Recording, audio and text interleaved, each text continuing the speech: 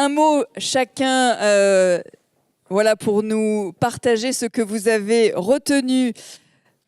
Alors ça va être, l'idée c'est vraiment d'être très synthétique sur ce que vous avez retenu cet après-midi, puisque nous avons légèrement glissé dans l'horaire. J'ai complètement failli à ma mission de respecter les horaires. Mais enfin bon, en même temps, on a pris un tout petit peu de retard.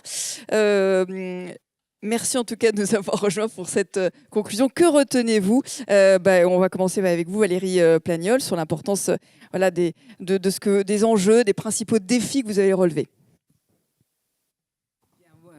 Je ferai une brève et peut-être un peu institutionnelle conclusion, en commençant par remercier notre présidente, chère Emmanuelle, pour cette réunion à laquelle j'ai le plaisir de participer. Mesdames et messieurs, chers amis, merci d'être avec nous aujourd'hui. Vous l'avez compris, il me revient le difficile honneur d'ouvrir cette courte intervention, donc je vais la laisser dans un délai très court. Je suis à la Creux depuis 2021 et je vous rappelle cette date parce qu'elle a marqué le début d'une crise qui a remis en question bien des certitudes. Nous en avons reparlé et accentué l'urgence de la transition énergétique qui sont les premiers de nos impératifs. Alors, nous sommes dans une situation où je voudrais mettre pour ma part l'accent sur justement les réseaux. On vient d'en parler. Et comme vous le savez, l'année 2024 a été marquée à la Creux par l'entrée en vigueur des nouvelles périodes tarifaires d'acheminement du gaz, d'une part, et les travaux des nouveaux tarifs de réseau d'électricité que nous avons conclus en début de cette année. Oserais-je vous rappeler, pour nous, régulateurs, à quel point cet enjeu est important, et il a mobilisé nos équipes pendant de très nombreux mois. Et il s'agit pour nous de donner à la fois aux gestionnaires de réseau les moyens nécessaires au bon accomplissement de leur mission, tout en restant vigilants quant à l'efficacité des dépenses engagées qui se répercutent directement sur la facture du consommateur. Les défis de cette nouvelle période qui s'achèvera, je vous le rappelle, en 2028, c'est-à-dire à l'aube d'une étape importante dans l'accomplissement de notre programme de transition énergétique, ces défis sont de taille. Le tout, est-il besoin de le rappeler, dans un contexte économique et géopolitique beaucoup plus incertain. Pour ce qui concerne les réseaux gaziers, face à la baisse de la consommation de gaz fossile et la volonté de réduire notre dépendance extérieure, les gestionnaires devront tout à la fois continuer à investir pour assurer la sécurité de leurs infrastructures, tout en s'adaptant au transport du biométhane et potentiellement demain à l'hydrogène et au CO2. Les gestionnaires de réseaux électriques, quant à eux, ont lancé d'ambitieux programmes d'investissement, cela vient de nous être rappelé, et c'est en vue, bien sûr, de maintenir leurs réseaux, de les rendre plus résilients face aux risques climatiques. Et face à ces aléas, il s'en rajoute un autre, ceux des cycles économiques et de la consommation, parce qu'il faudra à tout moment trouver la juste mesure entre la nécessité de permettre et d'accompagner le plus efficacement l'électrification des usages, mais aussi les nouveaux modes de consommation et de production plus dispersés, plus décentralisés, tout en assurant la cohérence et la sécurité du réseau à la maille européenne afin d'atteindre nos objectifs de décarbonation et de raccordement de l'ensemble de ces énergies. Voilà ce que je voulais brièvement vous rappeler et je vous remercie. Merci beaucoup. Yvan Fauche, de votre côté, qu'avez-vous retenu de nos échanges? Alors, j'ai retenu quelque chose qui n'a pas été dit, ou du moins qui a été dit de façon implicite et qui m'a un petit peu interpellé. Quel est le rôle des marchés de gros? Quel est le rôle du marché dans la détermination des investissements de notre mix énergétique? Une phrase du papier fondateur de Marcel Boiteux disait que finalement, la vente au prix marginal, au coût marginal, pardonnez-moi, ce n'est pas une politique de tarification, c'est une politique d'investissement.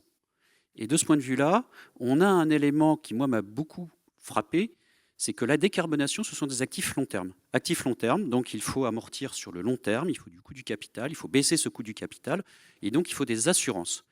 Si on ne trouve pas ces assurances sur le marché, évidemment, on se retourne vers le seul acteur sauveur de tout à chacun, à savoir l'État ou la puissance publique, et on retombe dans un débat absolument sans fin sur est-ce que l'administration et la puissance publique est le meilleur acteur pour faire les choix économiques les plus éclairés.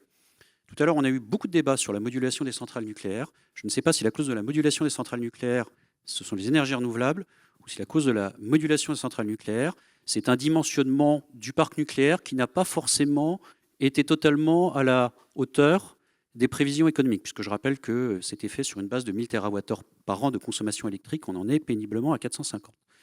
Et donc, je voulais finir un petit peu sur un non-dit, c'est est-ce qu'aujourd'hui on a un marché de gros qui permet d'être un outil d'aide à l'investissement et un outil d'aide à l'investissement dans un mix énergétique optimal économiquement? Je n'en suis pas sûr, on a un outil marché qui est extrêmement efficace sur le court terme pour l'équilibrage, mais qui conduit à des prix très élevés sur des courtes périodes, légèrement anxiogènes. Et donc aujourd'hui, je voudrais juste poser la question sur la table. Est-ce que demain, la détermination de notre mix énergétique, qui restera un bien essentiellement politique, pourra s'appuyer sur les signaux envoyés par un marché de gros efficace et profond, ou est-ce qu'on restera dans une détermination publique? Alors, le fonctionnaire que je suis sera très heureux, ça lui fera du travail, mais je ne suis pas tout à fait persuadé qu'il a la réactivité et la capacité de réagir aux signaux économiques, ou disons aux signaux faibles économiques. Voilà, je voulais juste mettre ça sur la table, et je passe la parole à Lova. Merci Yvan. C'est toujours un challenge de parler après Yvan, il faut le savoir. Aujourd'hui, nous avons parlé d'innovation, de marché, de technique, beaucoup de techniques, et ça nous ramène à quelque chose d'important, c'est le lien avec les consommateurs, qui nous, à la Creux, reste un point fondamental de nos réflexions au quotidien. L'énergie, moi ça fait 2 ans que je suis commissaire, c'est pas un produit comme les autres. Puisqu'en fait, quand tout va bien, on ne se pose pas trop de questions. C'est quand les prix augmentent, ça devient un sujet de politique, ça devient des sujets de crispation. Et à la dernière minute, on nous regarde en disant « qu'est-ce qu'on fait ?» Peut-être ce que je retiens aujourd'hui, c'est que ce système énergétique, il est précieux. L'enjeu, c'est qu'on prend des décisions aujourd'hui pour dans 20 ans, 25 ans, voire un peu plus, et que c'est une réflexion assez contre-intuitive. On nous demande de manière parfois urgente de statuer sur des réflexions pour le futur et d'être lisible. Et je crois que le challenge aujourd'hui, c'est de se dire, pour le consommateur, d'être un acteur qui fait confiance, un acteur qui sait où aller et de donner le cap. Donc peut-être mon message, c'est de continuer à construire ensemble tel qu'on le fait et de faire en sorte que pour les 25 prochaines années pour la Creux, on reste dans cette dynamique. Merci beaucoup. Anthony Cellier. Merci. Ne craquez pas, c'est la ligne droite. C'est bientôt le buffet. C'est le dernier, l'avant-dernier, pardon, présidente. Moi, j'ai retenu un mot finalement qui a été utilisé, répété à l'envi, interprété différemment par certains protagonistes. C'est la notion de transition énergétique. La notion de transition énergétique qui, je suis d'accord avec toi Emmanuel, n'est pas une option. Ça ne doit pas être un prétexte non plus. Ça doit être un impératif, en tout cas c'est tel que moi je l'imagine, un impératif pour réduire notre dépendance aux énergies fossiles et aux importations qui vont avec. Et c'est un impératif pour atteindre la neutralité carbone, qui elle aussi a été répétée à plusieurs reprises par l'ensemble de nos intervenants. Ça tombe bien parce que la transition énergétique, c'est au cœur des missions de la Commission de régulation de l'énergie. Et c'est comme ça que nous nous sommes guidés dans nos travaux sur la valorisation du parc électronucléaire existant et à venir. C'est comme ça que nous sommes guidés dans nos travaux sur les énergies renouvelables, dont finalement 84% des Français ont une belle image, contrairement à ce que peuvent imaginer certains représentants publics. C'est aussi comme ça qu'on pense le financement de nos réseaux de transport et de distribution. En somme, la transition énergétique, elle est au cœur de l'ADN de la Commission de régulation de l'énergie. Elle est au cœur du patrimoine génétique de nos collaborateurs, ceux avec qui nous travaillons quotidiennement. Et je peux vous témoigner de ce que l'on ressent quand on travaille avec l'ensemble des agents de la Commission.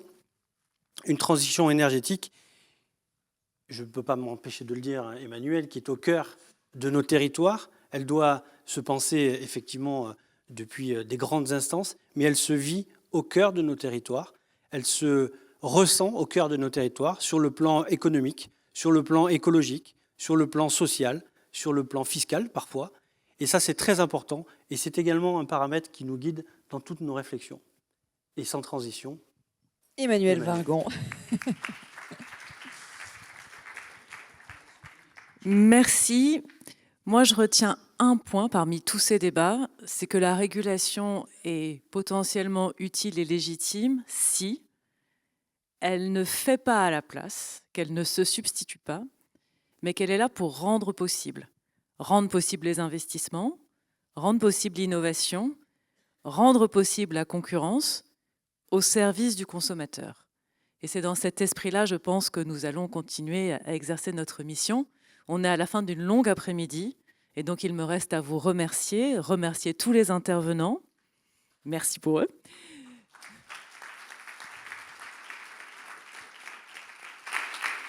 Je voudrais remercier le CODIR de la Creux, à commencer par Dominique Jam, notre directeur général. Dominique, s'il te plaît. Et tous les membres du CODIR. Donc je voudrais qu'ils se lèvent, les membres du CODIR de la Creux, parce que si la Creux fait quelque chose de bien, c'est grâce à eux.